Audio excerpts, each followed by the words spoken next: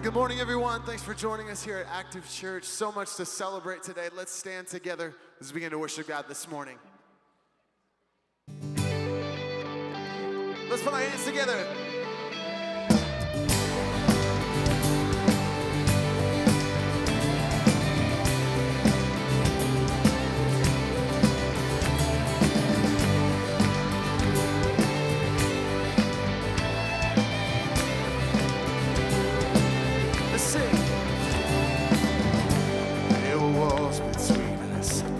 The cross you came and broke them down. There were chains around us. By your grace we are no longer bound, no longer bound. You called me out from the grave.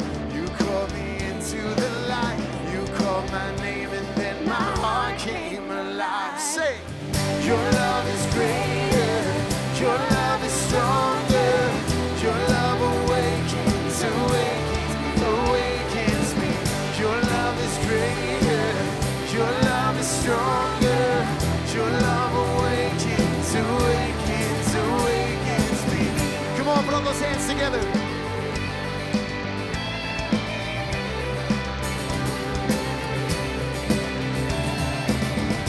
Feel the darkness shaking. All the dead are coming back to life. They're back to life. Hear the song awaken. All creation singing, we're alive. 'Cause you're alive. You called me out from the grave. You called me into the light. You called my name and then my heart came alive. Say, your love is greater. Your love is stronger. Your love awakens, awakens me. Your love is greater. Your love is stronger. Your love awakens, awakens me. What a love, and what a love we found. Death can't hold us still. We shout it out, we're alive, 'cause you're alive. And what a love we found. Death can't hold us still. We shout it out, we're alive, 'cause you're alive. And what a love we found. Death can't hold us still. We shout it out, we're alive, 'cause you're alive. All right, church, from the front to the back, put those hands together. Your love is, come on, your love is, your love awakens, awakens. Oh, sing it out.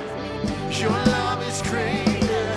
Your love is stronger. Your love awakens, awakens, awakens me. Your love is greater. Your love is stronger.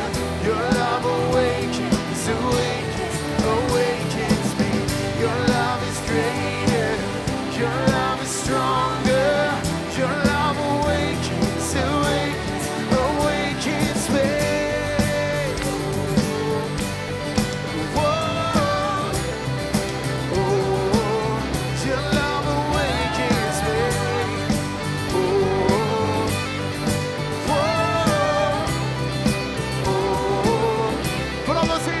Come on.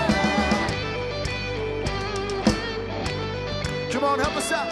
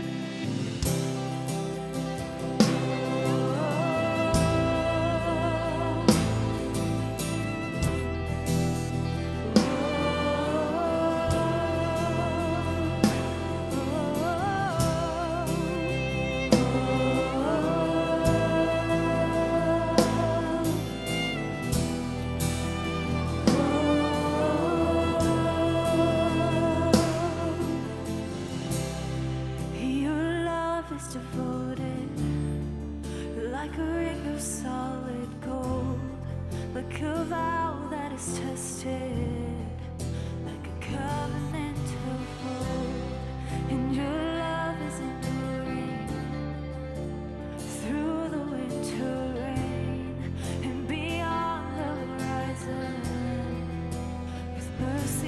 today. 'Cause faithful you have been, and faithful you will be. You pledged yourself to me, and it's why I sing your praise will ever be on my lips, ever be on my lips. Your praise will ever be on my lips, ever be on my lips. Your praise will ever be on my lips, ever be on my lips. Your praise will ever be on my lips, ever be on my lips.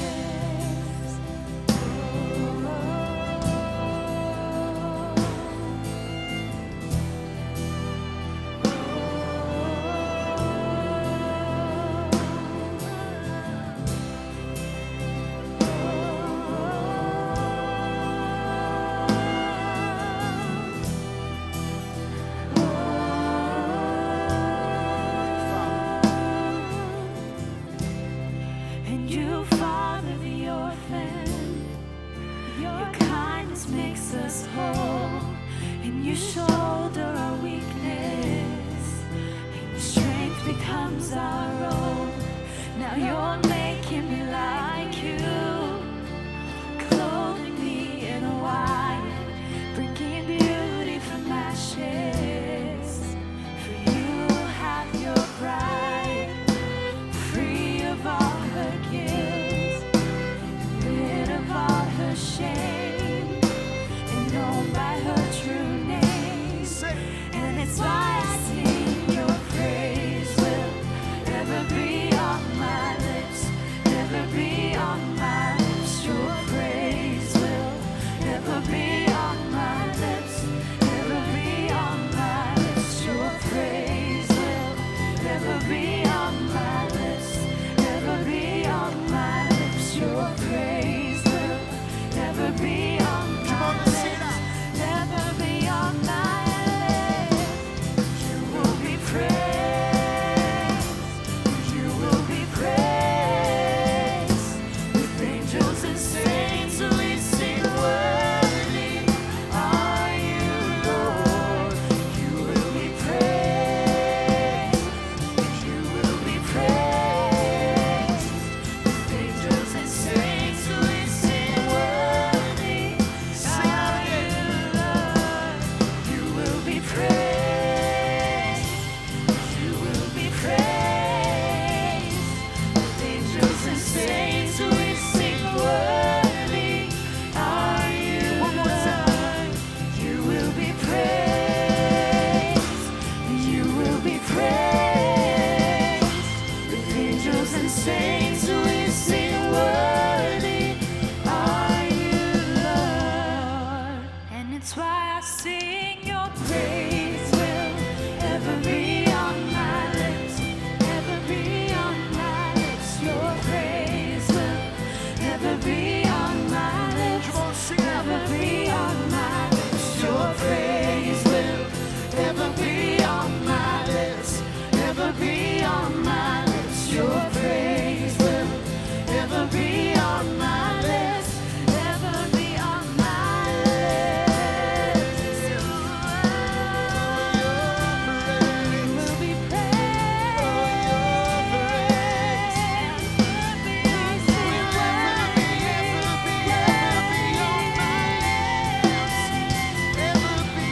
my lips.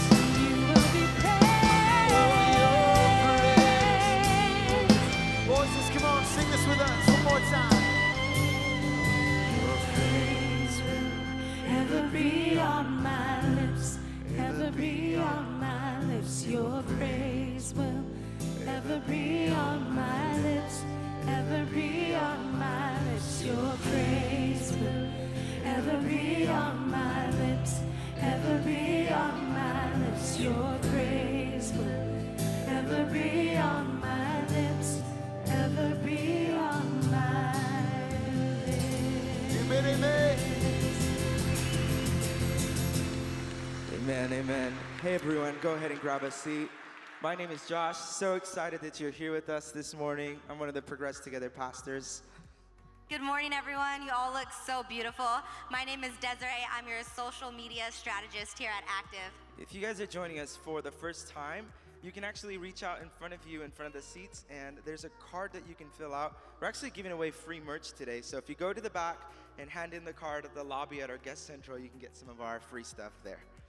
Yes, and here at Active, we just encourage you to make it the best experience for you.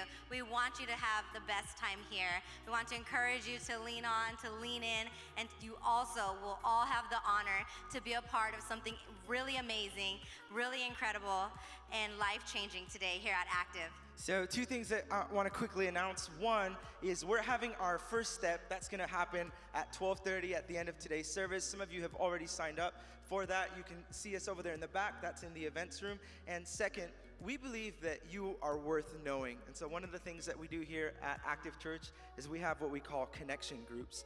And if you guys want to sign up for those, a very life-giving small community where you can meet people, you can check out the back in our lobby. Also at our guest central, there's these cards that you can fill out. We'll give you more information on joining a connection group. Yep, that's right. And also today, after service in Volunteer Central, through these double doors to the right, if you're interested in having communion with your family, by all means, it's available to you after service on your right-hand side in Volunteer Central. Now, on top of that, you guys, something that's going to go down today that is incredible and amazing. You all have the honor to witness some beautiful, phenomenal couples who have grit, who have spunk, who have made the commitment today at Active to get married. Yes, Let's can we give get a them round of hand. applause for them? So excited. We will all be a part of this today. Woo, yeah, I love that energy. Awesome. Yes, getting married. Hey guys, we love you so much. Thank you for being here. Go ahead and point your attention to the screen.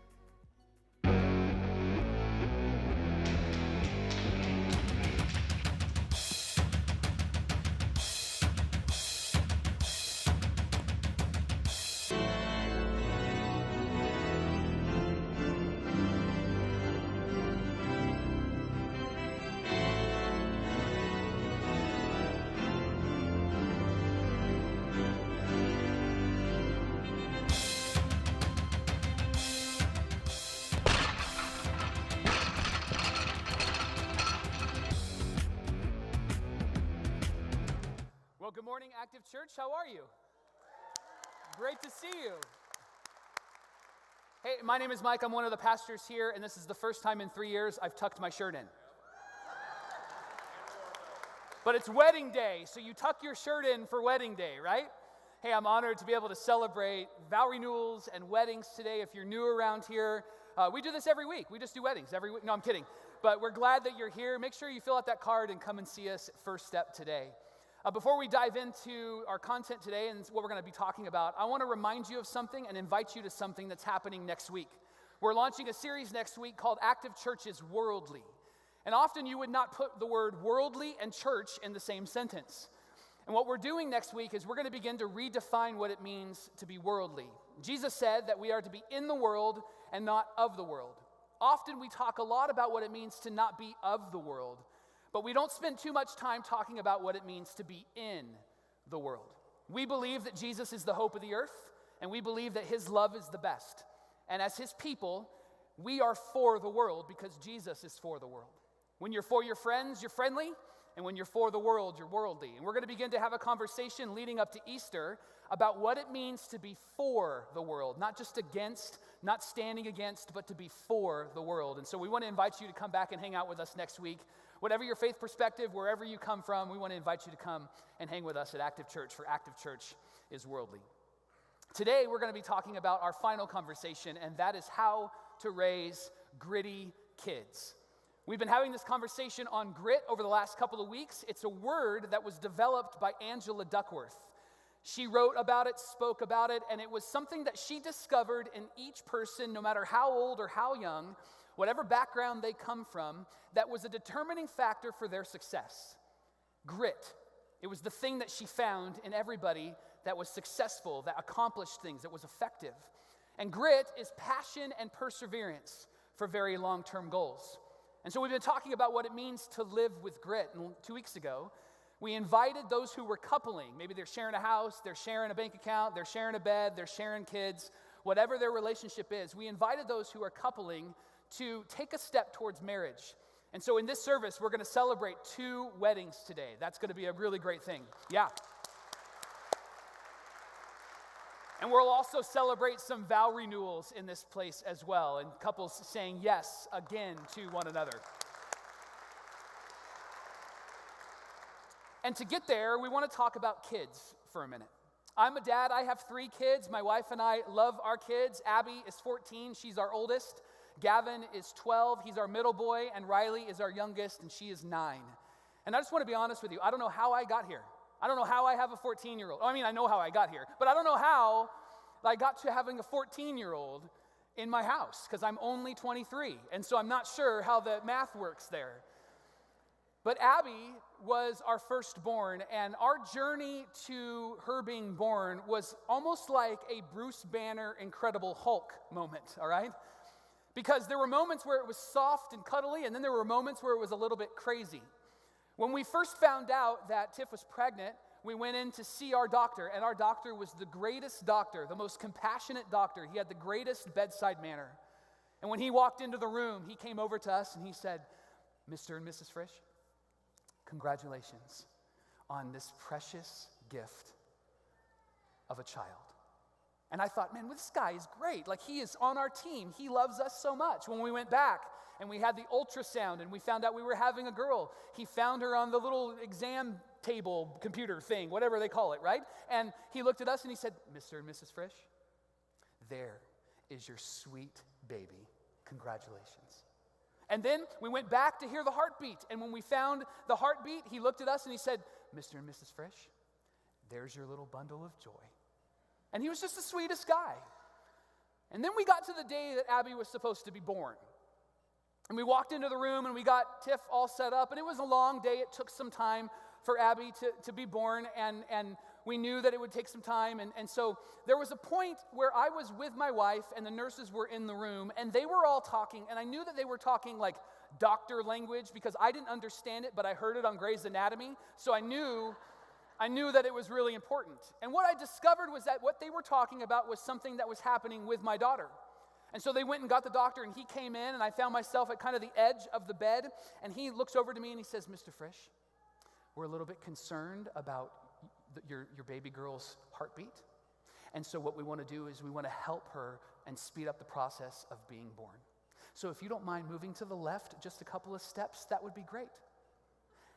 And like Bruce Banner turning into the Incredible Hulk, this man turns to his nurses and begins to Hulk smash with his words, telling them to go and grab this and get that. And he kept using the word stat, stat, stat, which at one point I went, oh, they actually say stat in hospitals. I didn't know that. And then it got really intense in the room, and he turned back to me, and he was nice and quiet and calm, and he said, "Mr. Frisch, we're going to be using a tool to help your daughter be born. So if you would stand up next to your wife and just hold her hand and be a cheerleader, that would be so great." And then he turns back and becomes the Hulk again. And in that moment, the nurse brings in the tool, and I promise you, I don't know where they got it from, and I don't know the name of it, but it looked like a plunger. That's what it looked like. And this guy puts his foot up on the edge of the bed and attaches it to my wife, and I don't know if I should be comfortable with this or be okay with this, and like he's pulling a tree stump from the ground. I'm sorry, it's church. I know that might be a little bit weird. But he yanks my daughter into life, and I promise you, I'm not making this up, maybe a little, but he yanks my daughter out of my wife, and the nurse goes and catches her. And I remember watching this whole thing and being blown away, and like, you almost dropped my kid, and what's happening next? And then I noticed that the tool that they used to help my daughter be born has left an indentation mark on the top of my daughter's head. She is now a cone head. I was hoping for a beautiful girl that didn't look like me, looked more like my wife, and now she's got a cone head. And before I could say a word, instantaneously, like with a blink of an eye, snap of a finger, her head goes and literally makes that sound and finds its shape. And I was blown away. And then the doctor turned back to me, and he was kind, soft-hearted Bruce Banner again.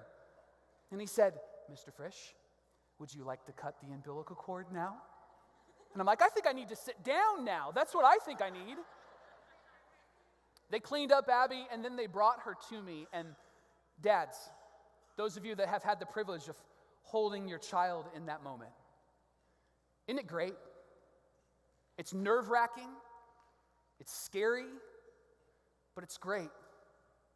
And no matter how you became a parent, maybe biologically or maybe through adoption, or maybe they just showed up on your front porch and you're like, ooh, kids, and you brought them in. However you became a parent, there is that moment where you've decided that I'm going to be the best parent possible. I want to be the greatest parent there is. And so Tiff and I, our commitment has always been to raise our kids in a way that would honor God and help them to become the best version of themselves. And what I found is that the childhood that my kids are currently experiencing is much different than my childhood. The culture is much different in the world that my kids are being raised in versus the culture that I was raised in. Psychologists say that the culture that we're raising our kids in now is the life on display culture, where now you can connect with anybody, talk with anybody, and that everything is on display. And for some of us who didn't have this culture, we're thanking the good Lord because those photos from high school that could have shown up on Facebook, we're glad that they didn't show up on Facebook. Can I get an amen? We're thankful for that, right? But in this new world we're living in, it's a world where life is on display. It's a world where pressure is different than when we were kids. In fact, psychologists are saying that there's this syndrome that's being developed in our kids called the fear of missing out. That they feel like they're missing out on things, and so they constantly want to be connected. And it not just affects our kids, it affects us as adults too. But the difference between the two is that as adults, we might have the ability to process and choose wisdom, but for our kids, they're still in development, they're still learning, right? And what we're finding is that all of the things that we saw as a kid or that we experienced as a kid is coming through a new venue for our kids today. That the events and the parties that we may have missed out on, we would never know about, but today our kids know about everything that they miss out on. And so this life on display is affecting them in such a significant way that Victoria Prode, who is an occupational therapist, has discovered over the last 10 years how it has affected our kids. Here's some of her findings. That 1 out of every 5 kids is dealing with a mental health issue. That there's a 37% increase in teen depression over the last 10 years. And a 200% increase in suicide from ages 10 to 14. Amazing, isn't it? Amazing that a life on display can affect us in such a negative way.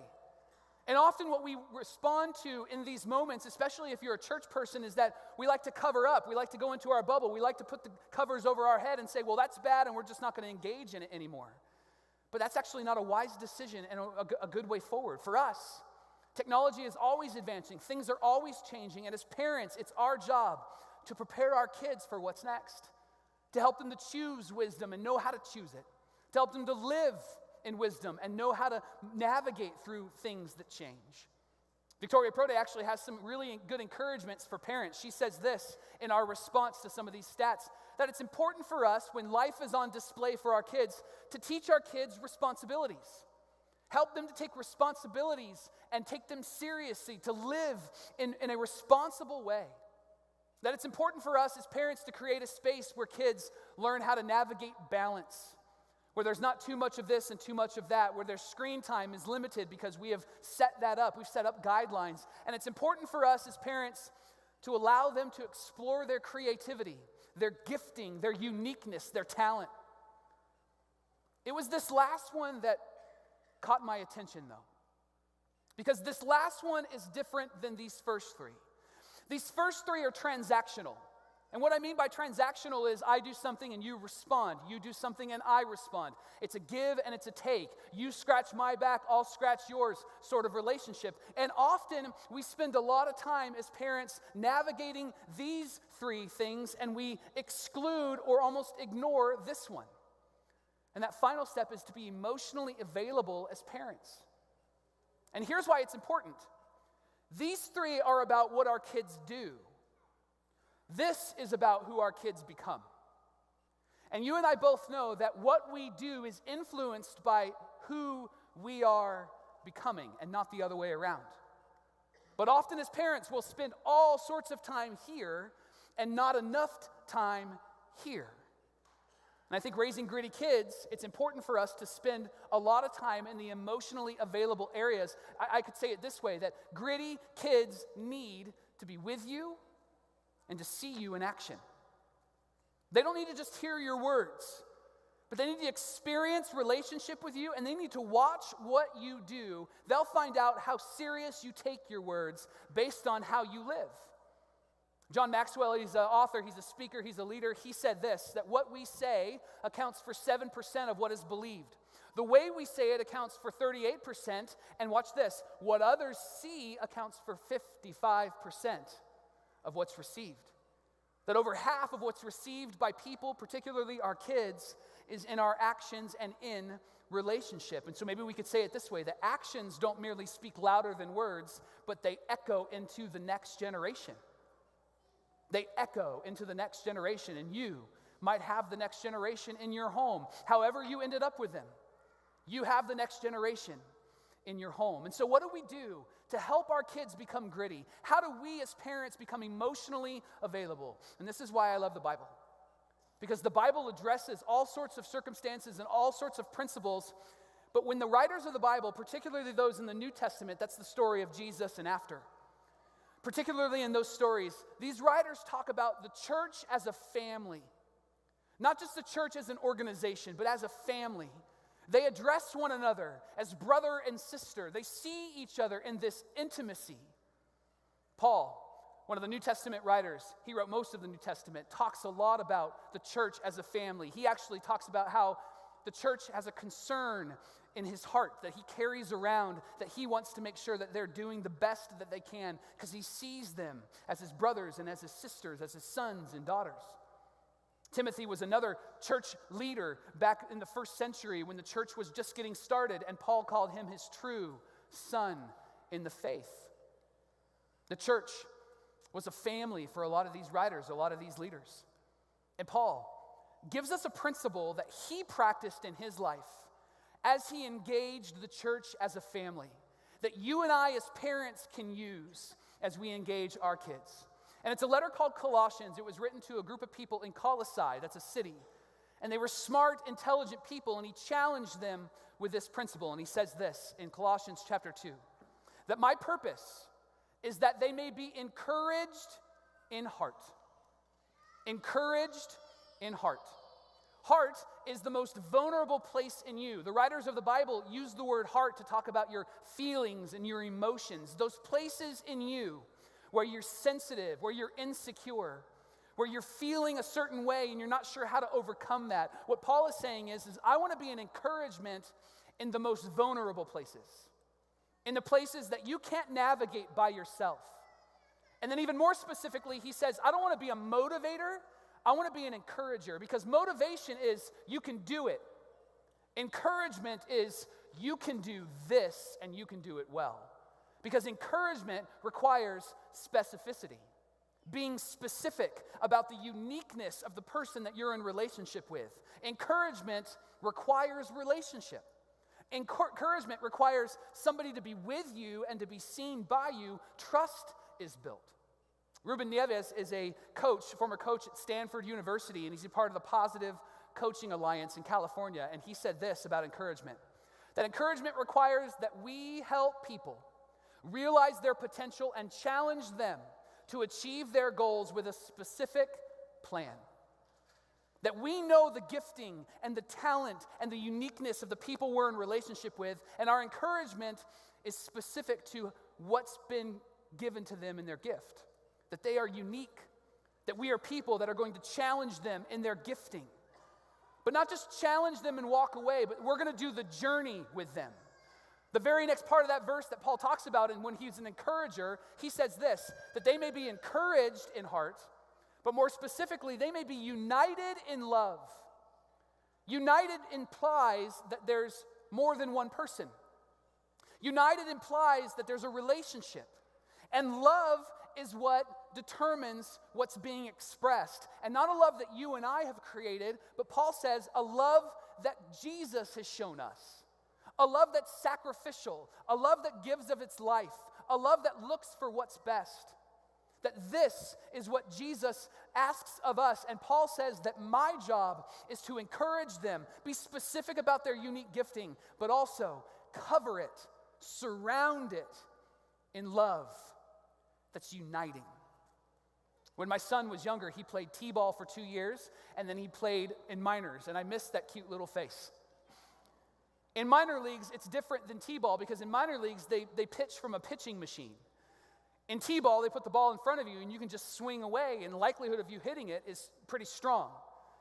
But in minors, they have this pitching machine and you have to swing and hit the ball. And unfortunately, my son inherited my sports athleticism, which is 0. We like sports, we just don't play it very well. And Gavin struggled this whole year with hitting the ball. Every at bat, he struck out. He never made contact. And if he did make contact, it typically would go foul. The final game of the year, we had prepped Gab for it. We worked with him. We encouraged him. My wife and I out front pitching to him. He could knock it out of the park in the front yard. But when it came to the actual game, something shifted, and he couldn't make contact at all. And so the final game of the year comes, and he's already had 2 at-bats, and the first 2 at-bats ended the way that all the other at-bats ended. He struck out. So his final at-bat, he walks up to the plate, and he looks like Linus from Peanuts, dragging his blanket, but it's his bat. And he's just kind of like, are we done yet? I'm over this. And so I yell out, go, buddy! And he kind of gave me the, yeah, whatever, Dad, this is going to be real quick, and he gets up to the plate, first pitch, swings, he misses. Next pitch, he fouls it off. He hit it hard, but it went foul. Third pitch, he does the same thing. Now, I just want to be honest with you. I believe that prayer is a really powerful thing. I think that prayer is something that we have between God and us. It's a way that we talk to God. It's a way that we discover what God is doing and how we can be a part of it. But I want to be honest with you. I prayed that God would grab that ball and direct it to my son's bat. And don't tell me you haven't prayed for that stuff too, right? We've all had those moments in the crowd where we're like, Lord, if you're real, let my son hit this ball. And then the pitch came. And Gab swung as hard as he could, and he lines the ball into left field, and it drops for a hit. And because it's never happened to him before, he stood at the plate not knowing what to do. And his coach says, run! So he runs to first base, and he gets to first base, and I'll never forget his little fist pump. He gets there, and he goes, yes! I want to be honest with you. There's 2 days that I've wept openly. My wedding day, and that day when he got a hit. I was weeping like a big baby. But just for the sake of the guys in the room, I was doing it this way. Oh, man, allergies are just in my, And then something shifted in my son. He suddenly went from this really depressed 6-year-old that couldn't make contact with the ball to Mike Trout at first base. He's leading off. You're not supposed to lead off in this league. He's trying to steal second. There's no stolen bases in this league. But I remember watching him and how excited he was. And we got done, and our coach, because he's an angel from heaven, gave Gavin the game ball, which sent him over the moon. And when he walked out, he showed me the ball. The coach signed it. And as we were walking back to the car, Gavin said, hey, Dad, you know why I got a hit? And I said, why'd you get a hit, son? And he said, because you helped me. And I remember that moment where I was reminded of this verse. I remember that moment, and it implied and it affirmed that we encouraged him. We knew he could do it, and we encouraged him specifically, but we covered him in love. We didn't make the decision for him. We didn't swing the bat for him, but it was our presence and him watching us that changed the game for him. Because the key to encouragement is you. The key to encouragement is you. That you are with them, and they are known by you. But then the writer Paul begins to tear some layers back. He begins to peel layers back, and he begins to help us understand what's underneath this. What's the why? And he uses these 2 words, so that. Everybody has a so that. I do this so that we can eat. I do this so that we have a house. I do this so that I look good, or whatever. We all have a so that. And Paul begins to talk about the so that Because he wants us to understand that it's not just about our words, but it's about being with us and seeing us. Because here's what you know as a parent, and here's what I know as a parent, that your kids might forget what you say, which probably happens every day in your house, because it does in mine. Your kids might forget what you say, but they will never forget what you do. Because your actions echo into the next generation. Last week was Baptism Sunday. It's a day where we have people who make decisions, and then they come up and they celebrate those decisions through the act of baptism, where they say that I don't want to just tell my story. I want my story to tell the story of Jesus. And this was one of my favorite pictures from last week. These are two of my favorite people here at Active Church. That's Dave, he's dad, and this is Jacob, he's the son. This picture tells the story of what Paul is writing about. This picture announces what Dave's "so that" is. Dave doesn't want to just tell his story. Dave wants to tell the story of Jesus through his story. And the reason why is because his son is watching and he's with him. Jacob doesn't have to question where his dad's heart's at. Doesn't mean he's perfect, doesn't mean he has it all together. It just means that he's committed to a greater story in his life. And this is what Paul is talking about when he says, "so that." He continues and he says this, "so that they may have full riches of complete understanding." Meaning that they don't know it partially, they don't know it just in a small way, but they have a full understanding. What's the full understanding? In order that they may know the mystery of God, namely Christ. Here's what it means. That Jesus came, that he lived a life on earth just like you and I, that he gave of his life to set us free from the things that we couldn't be free from. And then he rose from the grave 3 days later. Nobody else has ever done that, so we take him very seriously. There are secular theologians and there are Christian theologians. There are secular historians and there are Christian historians that acknowledge that Jesus is alive, that his tomb is empty. And what Paul is saying here is I live in such a way that points people to the knowledge, to the mystery of Jesus. The mystery, he calls it a mystery because it's not something that you and I have earned. What we deserve is a heavy consequence, and yet Jesus responds by giving of his life and defeating our death through a resurrection, which means that when we know Jesus, this life isn't the end of the story.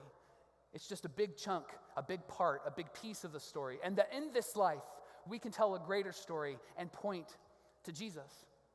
C.S. Lewis is an author and a writer and a great man. Maybe you know him from the Chronicles of Narnia series. He said this, that there are two kinds of people, those who say to God, "Thy will be done," and those whom God says, "All right, then, have it your way." This picture of Dave and Jacob, without words, is Dave's way of saying, "God, thy will be done. I want to tell your story with my life. I don't want to tell another story. Because I want my kid to be with me. And I want my kid to see me. Because that's what gritty kids need. They need to be with you. And they need to see you in action. And one of the reasons why we've spent so much time over this series talking about grit is because we believe that grit is something that God has created and has placed inside of us. And the invitation that we gave to couples to move in a direction where they could become the best version of themselves is because we believe that that's what God has invited us to do. It's easy to ridicule and it's easy to complain, but it's a much more difficult but better way forward when you say, "What can I do to help you become gritty?" And so today, we have the opportunity, we have the privilege, we have the honor of celebrating married couples who are going to renew some vows, and we have the opportunity to celebrate two couples who are going to choose to get married. Are you ready for that? Let's do this. What I want to do is I just want to start by asking God to move in this place, and I want to honor those couples by praying over them before we get started. So if you would you pray with me? God, we pray very specifically for these couples that are going to renew their vows and for those couples that are going to get married today. It takes a big risk and a step of courage to make that decision, and we're grateful that they chose to live with grit and not just choose to remain the same. And so I pray that as a church, we would celebrate them well. We would honor you. And this would be a moment that nobody would forget, particularly those couples that are going to get married today. In Jesus' name, amen. We are going to start with some great couples who are going to renew their vows. And so, renewing vows couples, would you guys please come up on the stage? And church, would you welcome these couples to the stage?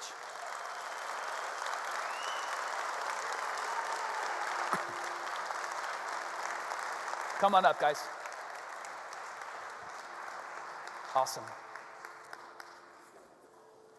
Great to have you. Very cool. Don't they look great?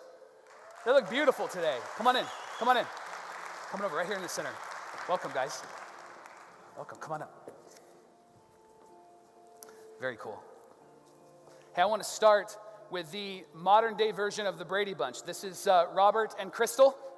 They have lots of kids, and they're an incredible, incredible family. Would you welcome them?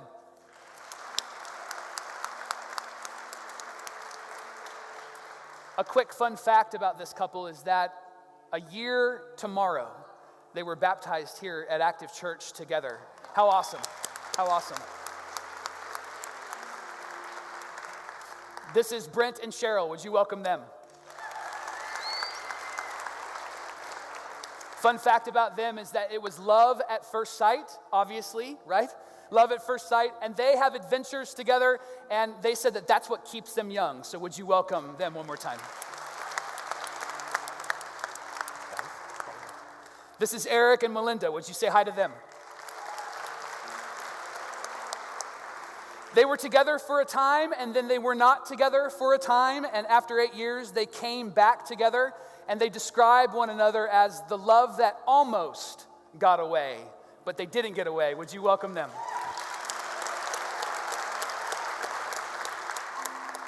How are you guys?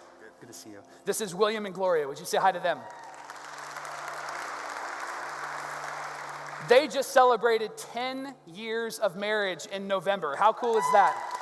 Awesome. Glad you guys are here. And this is Jim and Raquel. Would you say hi to them? Fun fact about them is that they actually have 50 critters in their marriage relationship that they have raised, and they're not talking about their kids, I don't think, right? Maybe the kids too. How about that? Welcome them. Awesome. So here's what I'd like for you guys to do, if you would face one another. And we're going to say some things over you today, and I'm going to turn my back to you, if that's all right. And we're going to say some things over you if you guys want to grab each other's hands. I'm going to walk you through some vows, and we'll walk you through a ring moment as well. And in that ring moment, you can just hold the left hand, and I'll point out the left hand so that you don't get confused. But we want to say some things over you today. And I wrote down some words for you because we believe that this is a really, really important and special day. So today we celebrate your love for each other and how God holds that love together.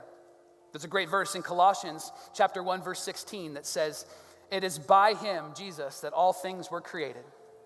Things in heaven and on earth, visible and invisible, whether thrones or powers or rulers or authorities. All things were created by him and for him, and in him all things hold together." So I have a challenge for you guys. And maybe you can do that on this date a year from now, or maybe on your anniversary when you did get married. But my challenge is to focus on 3 things once a year. Focus on loving God more, focus on loving each other more, and focus on loving others more. Because this love is defined by Jesus, and it's described as patient and kind, not jealous or boastful or proud or rude. It does not demand its own way, it is not irritable, and it keeps no record of being wronged.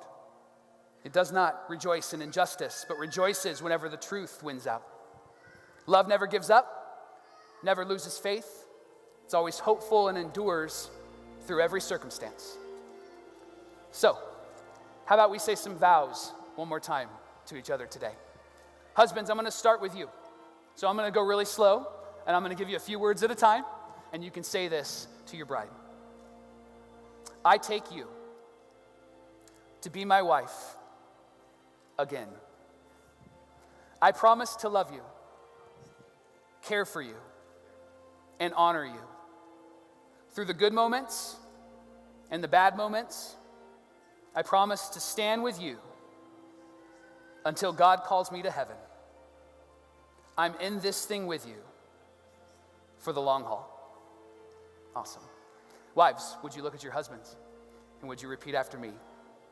I take you to be my husband again. I promise to love you, care for you, and honor you. Through the good moments and the bad moments, I promise to stand with you until God calls me to heaven. I'm in this thing with you for the long haul. Husbands, if you would grab the left hand of your wife and repeat after me. With this ring, my promise to you is to love you unconditionally, care for you completely, and serve you passionately.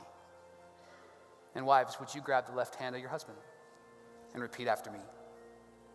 With this ring, my promise to you is to love you unconditionally, care for you completely, and to serve you passionately. Awesome. Couples, you've made promises one more time to each other. You've committed your lives to each other. And because of that, I have the honor and the privilege of officially announcing you for the second time. Husbands and wives, would you please kiss your brides?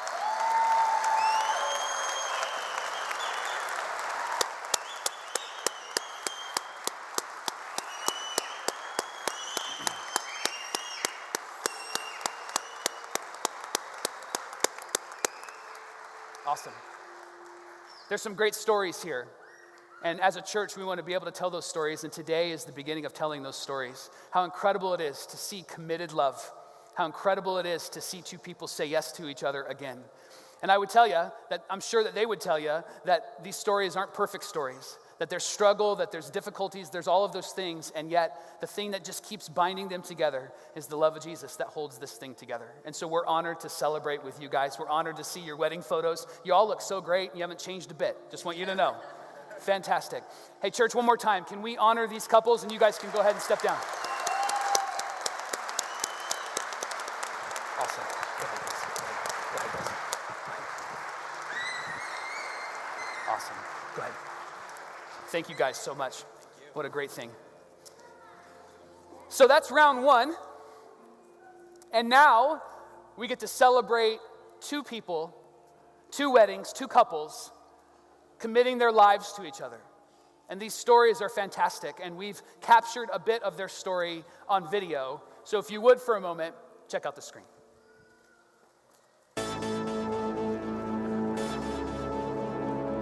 Hi, my name's Anastasia, Hi, and I'm Carl Barreras. and we've been together almost 8 years now. And we live right here in our little small town, Yucaipa. Throughout the time that we've been together, we've had some obstacles and issues that kept us from getting married. It's been heavy on my heart, and now we have the chance to get married. I'm so excited and thankful for this blessing. And I also want to thank Active Church for giving us this opportunity to get married, and I cannot wait for this wonderful woman to be my wife. Hi, my name is Leah Rodriguez. And my name is Dennis Hensler, We've been together for 9 years. and we live in Beaumont, California. We made the decision to get married because we want God's light to shine over our relationship, and we want to be a role model for others in our family. And we're just excited to see what He's going to do for our future. And after 9 years, I am super excited to make Leah Mrs. Hensler here today at Active Church.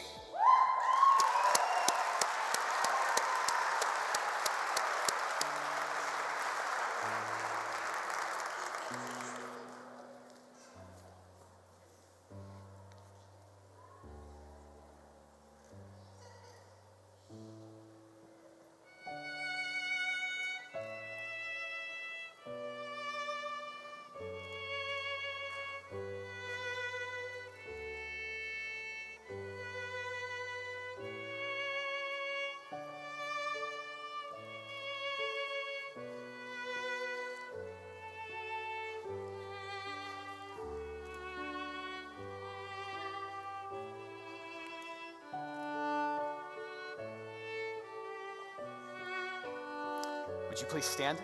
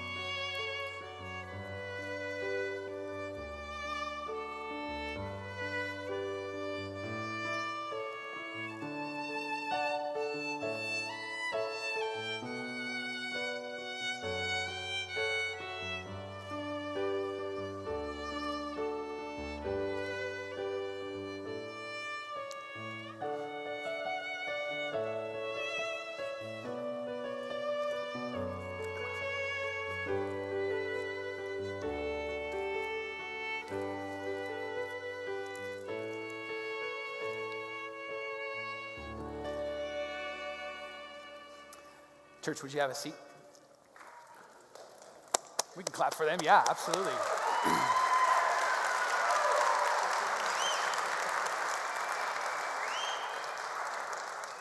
Can I just start by saying, dang! It's a good thing I dressed up and tucked my shirt in today, huh? What an awesome, awesome day this is. This is Dennis and Leah. Would you say hi to them?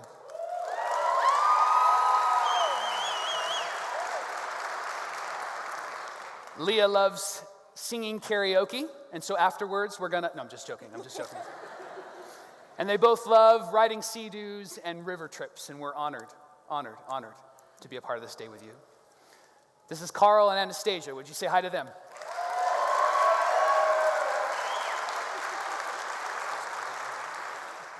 They said they couldn't think of any fun facts about themselves, so their family said that they do things on short notice.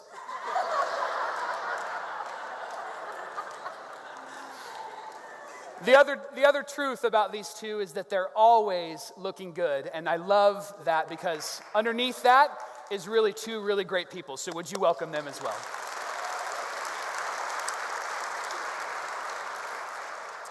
Could we have you guys turn and face each other? Awesome.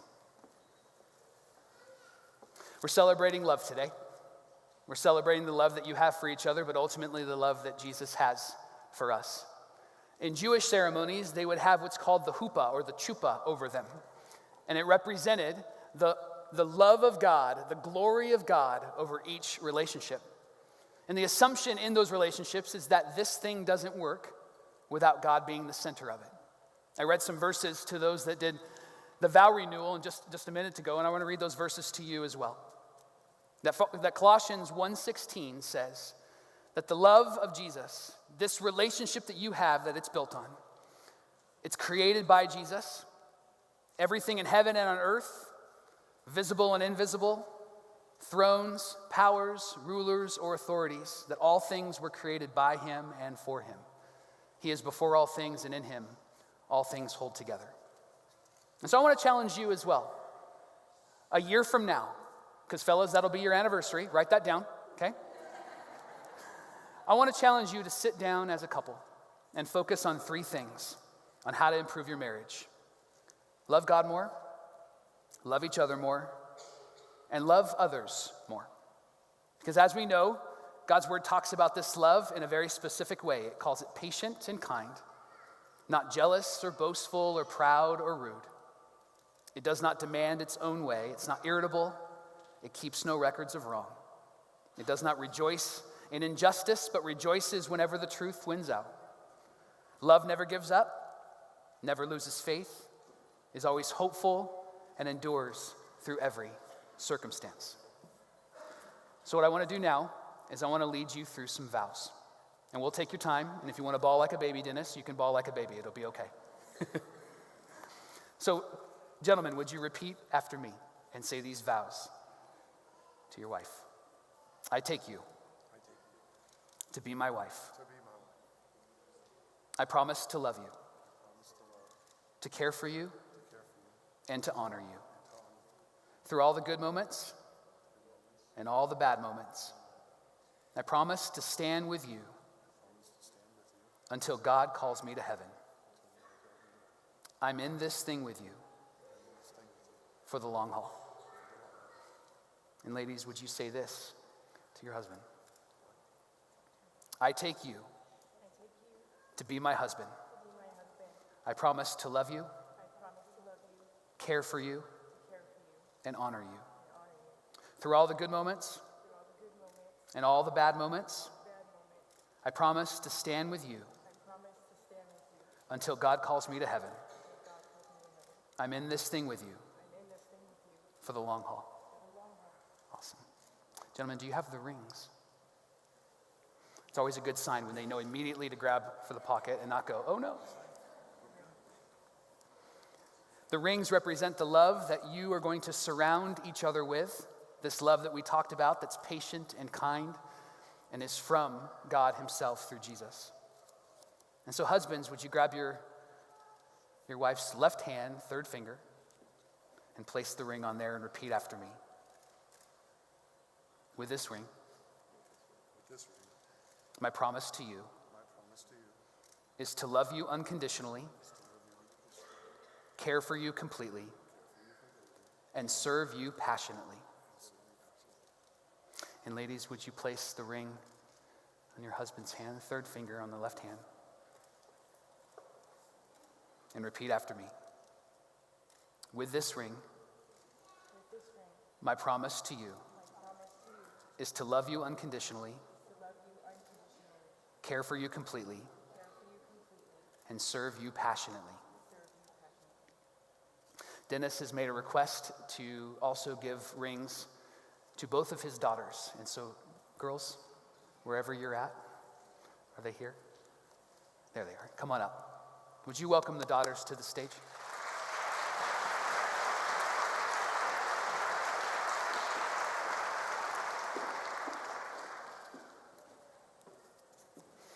And would you place the rings on their fingers?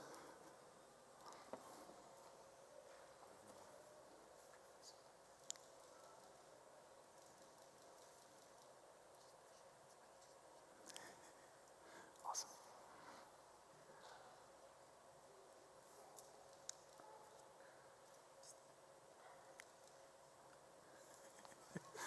Very cool. Awesome. We can, yeah.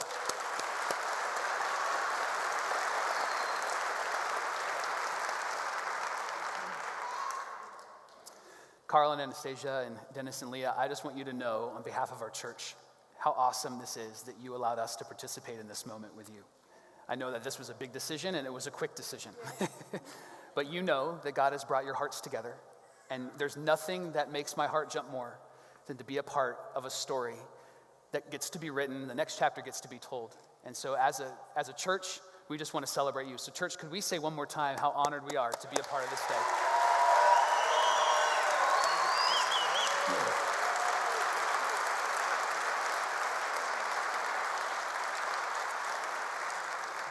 Dennis just asked me, do I get to kiss my bride?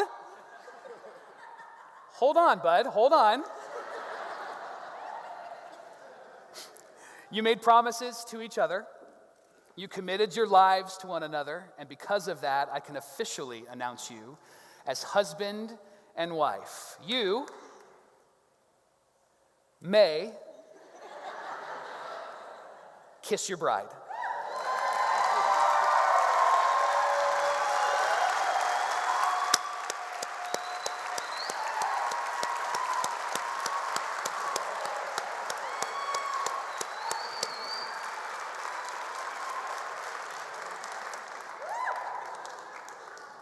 All right, that's enough, guys. Come on. I'm going to get out of the way because you don't want me in your pictures, but I have the privilege and the honor of introducing to you for the very first time Dennis and Leah Hensler and Carl and Anastasia Barreras.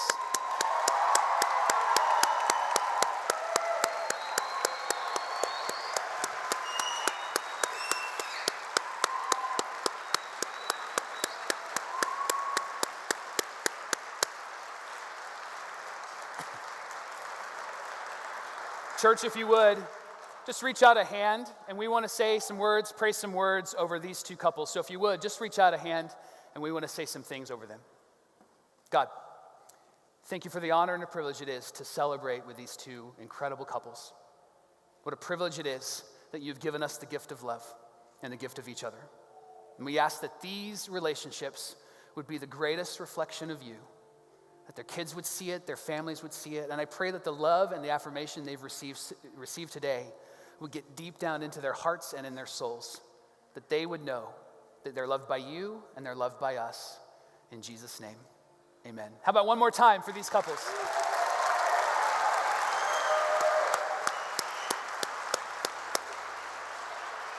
Awesome. We're going to have you guys go ahead and exit. They're going to go get some photos. We're going to let them share some cake. You'll get to hug and kiss them in just a minute, so be careful as you go down those steps. Honored to be a part of this day with you. Church, I want to say something to you that I feel is necessary, and that is when we decided to do this Grit series, the conversation about having vow renewals and weddings came up, and there was not one person in the room that said that it was something that we shouldn't do, because they believe that we're a church that invites people to take next steps. And we're so thankful that you are a church that says yes to that, and that you are a church that celebrates so big at each moment. And that here are two couples that said yes to a wedding in 2 weeks, and our team's decorated, and you showed up, and you look fancy, and I tucked my shirt in, and it's ended up being a really great day. But church, I just want you to know that we can't do this without you, that we can't do this without your generosity. And each week as a church, we practice generosity through giving. And we give of our resources because we believe in what God is doing here at this church. We believe in the mission and vision of this church. In just a minute, we're going to pass some buckets, and you can give back in that way. You can give back online at activechurches.com/give, or you can go to our giving kiosk out in the lobby. If you're new around here today, this is your first time, maybe you came to just celebrate weddings, please know that we're glad that you came, and we ask nothing of you. But if Active Church is your church home, and you want to give back, know that every dollar that you give goes to life change. That we give 10% of everything we collect outside of our doors, and we believe in what God is doing here at Active Church. And so leaders, if you would come forward, we're going to pass some buckets, and we're going to give back, and then after that, we'll be dismissed. So in just a moment, I'll dismiss you.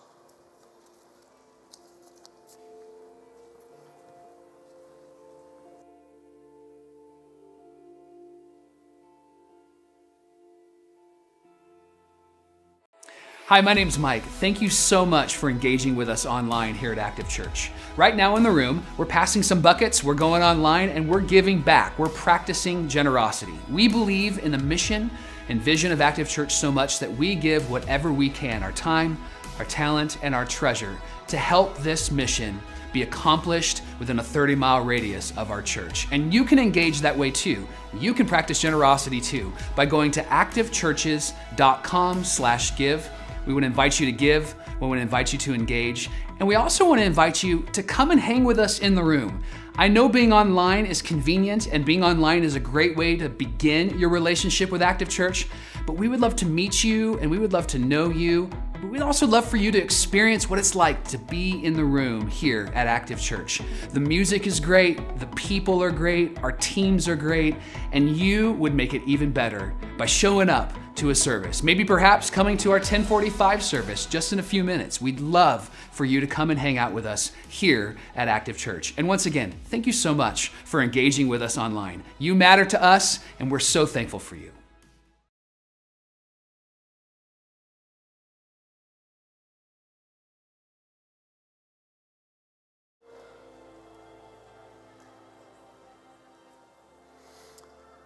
What an incredible day to be a part of Active Church, right? What an awesome, awesome day. We're honored that you came. Our couples are going to get some photos. We have some cake for you out under the gazebo.